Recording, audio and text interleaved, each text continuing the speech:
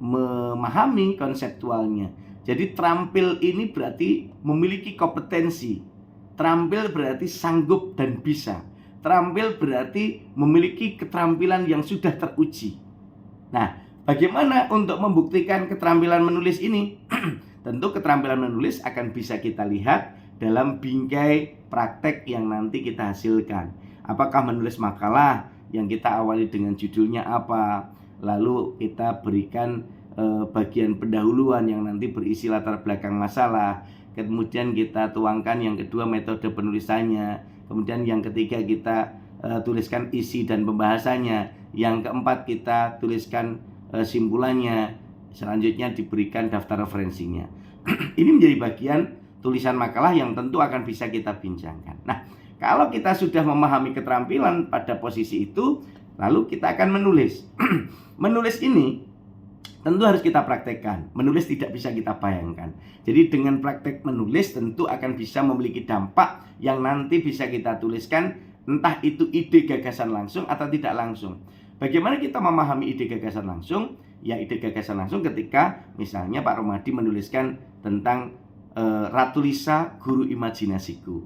Berarti rajin menulis dan baca sebagai guru imajinasiku. Mengapa demikian? Karena Ratu Lisa ini sebuah inspirasi yang tentu akan membuka ruang kesemestaan, di mana kita melihat akan mendapatkan ide, di mana kita mendengarkan akan mendapatkan ide, di mana kita merasakan mendapatkan ide, di mana kita membayangkan mendapatkan ide, dan dimanapun kita berada, Ratu Lisa akan selalu ada di hati.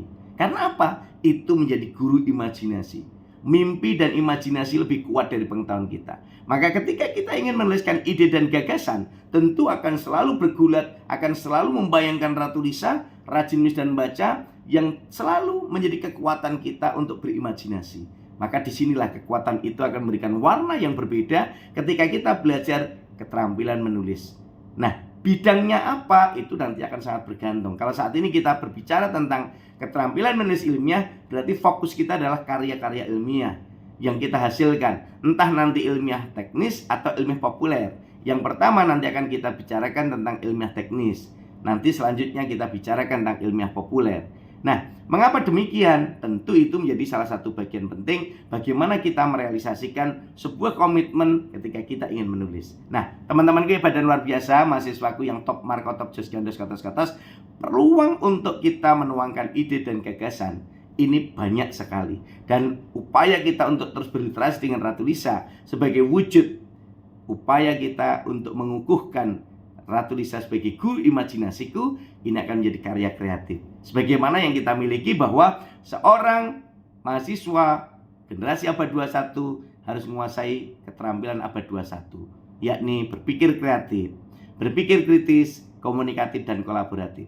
Selain itu, ketika kita sudah menguasai 4 keterampilan abad 21, kita juga menguasai 6 literasi dasar, yakni literasi menulis dan membaca, yang sering saya gaungkan. Ayo berliterasi dengan Ratu Lisa, rajin menulis dan membaca di Istana Arfus tercinta.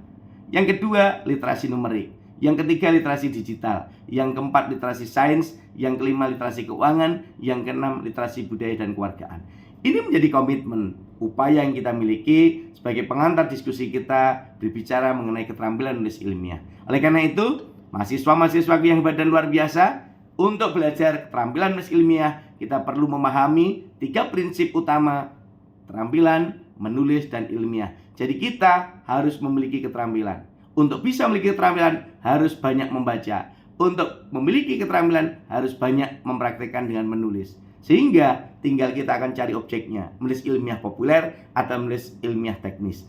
2 pilar ini yang akan kita dapatkan, dan tentu dampaknya nanti akan sangat luar biasa. Sehingga selalu saya wujudkan dalam motivasinya untuk ayo kita menulis agar kita dikenal dunia, ayo kita membaca untuk mengenal dunia. Dan ini menjadi bagian tak terpisahkan upaya kita untuk terus mewujudkan mimpi dan cita-cita kita sebagai generasi muda, generasi abad 21, generasi masa depan, generasi emas 2045, dan generasi pemimpin masa depan.